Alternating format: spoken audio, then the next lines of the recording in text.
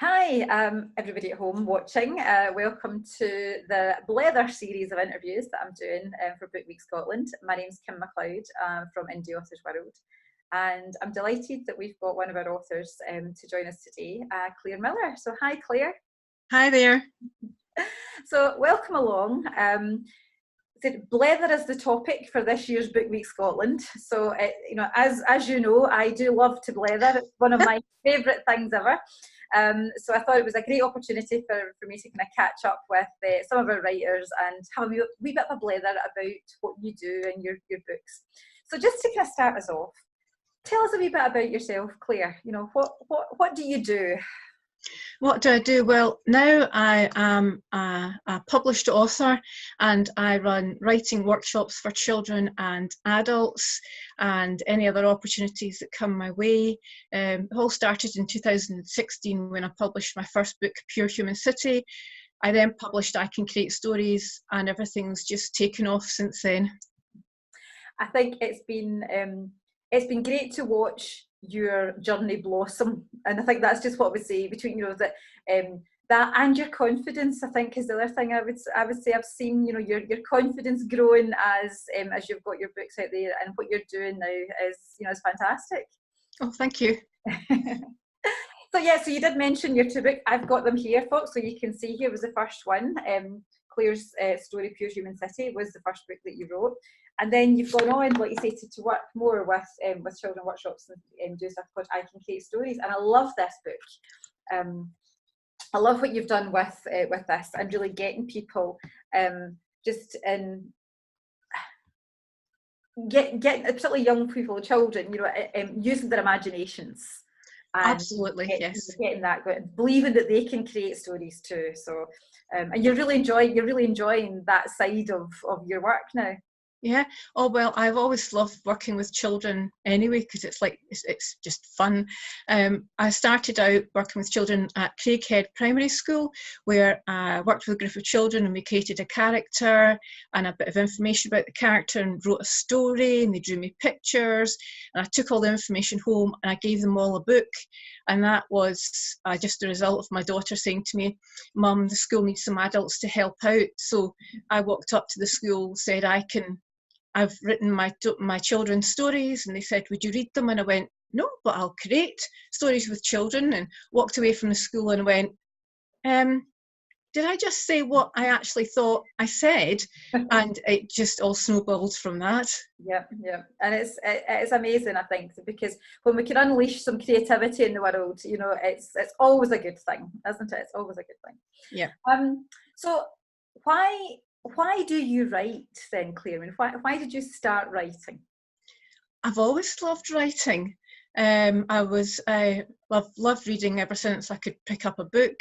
I read Pride and Prejudice in first year and gave the English teacher a bit of a shock when he or she said, sort of write a review, and I did Pride and Prejudice, and they went, "All right, okay." Yeah.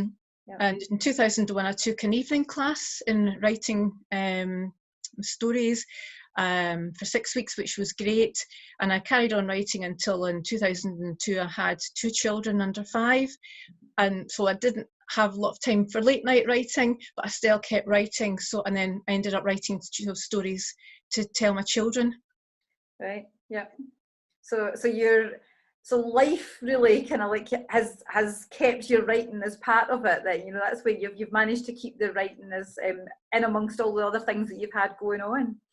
Yeah, I've always loved writing, but I never ever thought I'd see in the future a time when I was using writing to earn money or, or as part of a business. Yeah. I always thought I would work for someone else. Evidently not now. That's the beauty, I think, of just you never really know where that writing will take you, and just from that start from having the passion of reading stories to creating stuff for yourself, and like you say, now you've been able to earn some money from actually what you're doing, which is great. Yes, well, it's really lovely. I've run my own writing class where I did everything from start to finish. And one wee girl came along and she was really quiet when she came in the door. But the beautiful thing was when she left, she had the biggest grin on her face. And I was speaking to her aunt who booked her onto the workshop, and apparently she had a huge boost of confidence. And that's just like, it makes everything worthwhile. Yeah, yeah. You must have felt so good after that. Yeah, oh, it's lovely to see such a reaction in a child, that a mouse would have actually is louder than she was when she walked in the door, and she had such a good time, and that's really what I'm after. Yeah, yeah. Oh, well done. It's so good. So so this, you know, writing passion's been there. You've now, you know, you've got your books out. You're encouraging other people. So do you think in your stories that you're creating for yourself, when you're pulling it, are you pulling ideas that have come from different parts of your life into those stories, or where do you think you get your inspiration from? Whatever drops into my head. It doesn't actually have to come from anywhere necessarily meaningful, well, a big meaningful thing in my life. For example, Pure Human City basically was what would happen if there wasn't enough oxygen in the trees. And I went, oh yes, you'd have pure oxygen machines. And then you have the Pure Human City. And I went, of course you would. And that was just an idle thought that was just trawling through my brain, and it just sparked something else. Yeah, yeah. And I think that's something that's really really useful to kind of think about, the what that, you know, those are, you know, we've been working with Callum's Legacy, our young writers that we're supporting this year, and one of the things we said to them, the two most powerful words that you can have as a writer is what if. Absolutely. I hear things on the radio and I go, I wonder, I'll write that down. That might be a good twist on a story or an interesting point of view. And it's whatever I pick up or what I hear, it just, I wait and see what comes out my brain. Yeah, yeah, like you say, what if there was no oxygen? What if there wasn't, yeah, and what if something else comes out of Claire's brain next week? Then? Yes. Where's that going to take her? You know, does that be? Yeah. Yes. But it's great. So, has there been any real life stories kind of made the crossover into any of your work? I mean, are you aware of something that really has happened that you then take and kind of take it into some sort of fiction or No. Well, I am aware sometimes that when I write a story, I've written a story about a frog called Zach who has a problem that he's afraid of heights. Which is a bit of a problem with a frog that's going into a jumping competition when he doesn't want to go into a jumping competition. And at the end, he conquers his fears. And in a way, it was slightly mirroring slightly some of my thoughts of having about something that was going through my head. So I got to the end of the story and I went, all right. So I somehow, whatever I was thinking or feeling, I had gone through. But I was just writing a story about Zach. I just had this poor frog who actually hated jumping, but he couldn't tell anyone because no one on his planet would understand. Yeah. And I've had conversations with some of our other guests, amazingly how suddenly writing something can solve a problem for ourselves that we didn't even think about, you know, just that way of you. I know that we've talked, I've talked to other writers about sometimes the writer's muse appears and somebody else kind of seems to be channeling, you know, their thoughts through you. So just, so, you know, in that way gave you an opportunity to kind of solve a wee bit of a problem for yourself. Not that I was aware I was writing about it. It's just when I got to the end of the story and I went, oh, okay then. Yeah. Solving problems while we go, sharing inspiration for other people. Yeah. always great. So as the theme for Book Week Scotland this year is all about blether. Yes. Who do you enjoy it? Do you enjoy a good blether? There's a question. Absolutely. Yep. I really do. Yes. And have you got someone that you love to blether with? I've got a couple of friends who every once in a wee while we meet up for cake and coffee and talk about the world and put it to rights and what we're doing and all this kind of stuff. Yes, I do. Yeah. And you know what? How does that make you feel when you've got that opportunity to connect with those people that you know well? Oh, it's absolutely brilliant. I really like face-to-face contact with people over and above email, text, even over a phone call. It's a lot nicer. You can just, it's more fun. Mm-hmm. Yeah, yeah, yeah. And I think nowadays, like you say, the technology. I know, emails and phone calls and texts and, like sending messages and social media and all that sort of stuff have got a place, and they're great for lots of things, but it can leave us feeling a wee bit disconnected. Yeah. And for some, they might never actually really have. Some people don't have a real conversation with somebody, every day. They might be kind of quite isolated and kind of stuck on their own. So I think this is where, this idea of, get out and have a blether with somebody. Absolutely, yes. Yes. I mean, you know me. I mean, any opportunity I get, as everybody knows, have a blether with anybody. My favourite thing ever, is to have a blether. Have you had any sort of conversations with people that's kind of changed your life?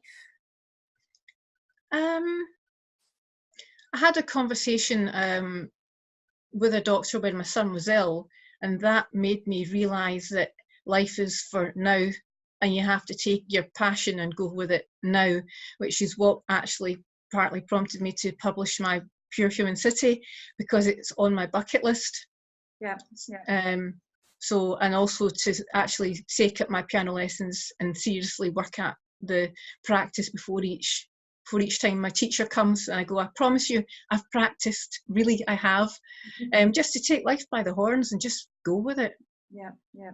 And it is those things, isn't it, that sometimes you can have a conversation like that when it's been a difficult situation, and it gives you a wake-up call. Yeah. And other times, I mean, I'm aware of having conversations with people that you might just bump into in a coffee shop or at the bus stop or something, that you don't even necessarily know them that well, but you can sometimes come away from a situation, you think, but that was a really, really good conversation, and they've made you think about something in a different way. Oh, absolutely. I was out, I had my books out at a stall over the weekend, and the lady at the stall next door was interested in the writing groups, or being a member of the writing group that I'm a member of. So I said, great, I can take your details and I can pass them on. And she gave me some information about where I could potentially put my books, or maybe if they did a Christmas fair there. So you just never know what you're going to find out from who you actually talk to at all. Yeah, yeah. And I think that's the thing, is just all being open to conversations, and just that whole thing about, just, say hello to somebody and, just start a chat, because you just, like you say, you never know where it's going to go. Absolutely, yeah. And I think and for writers, because writing can be quite a solitary, element of your work. There's a lot of the time where nobody else can do that other than you. You're the one who has to sit down, put yourself away from everybody else and write. Yeah. So how do you balance the, like having time where you write and having the time when you can then be more sociable and be out there and connecting with people? How do you structure your time? With a little bit of difficulty sometimes. Sometimes life takes over, and you've run out of time to do the writing. But I have to say, my brain never stops actually thinking about ideas, and so the writing group is actually really good, because we sit down and I get dedicated writing time, and I have a deadline. So I say that for the next meeting, I've got to have a story finished. Yeah. So I have to sit down and do it, because I know someone else is waiting to hear my work.